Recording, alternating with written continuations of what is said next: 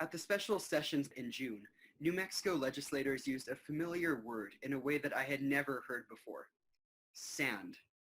As in, I had to sand off the top of the door so it would close. But the legislator used it as a supposedly gentler, softer way to talk about cutting the budget. So for example, they don't say we're cutting 4% from state salaries, but rather, we're going to sand the state salaries by 4%. It's like calling layoffs downsizing or taxes revenue enhancements or a stock crash a market correction. Unless, of course, you're a state worker or a teacher whose promised salary raise is being sanded. But the lawmakers in Santa Fe seem to believe and to try to convince voters that if you use a different term, you'll feel better about the cuts. Let's listen to one lawmaker try to explain that to teachers whose paycheck's short.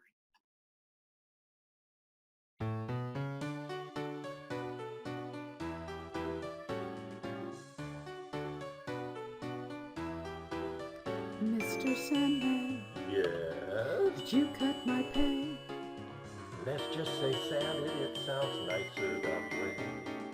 Or if you prefer, we can say whittle through it. Gave it a shave and haircut, then fine-tuned But- it, not to worry. We only peeled it or skinned it, diluted it, and then we thinned it. It's not cut, it's only nicked. Why am I feeling that I've been tricked?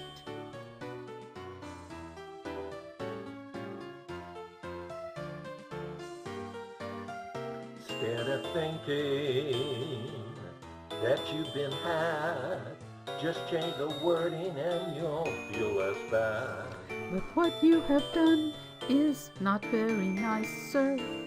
We only ran it through the slice and dicer, you'll feel better. Why don't you try it? Well, Think of your pay as on a low-fat diet. You won't feel demoralized. If we say your pay has just been snipped a little bit and we can say it's only been circumcised.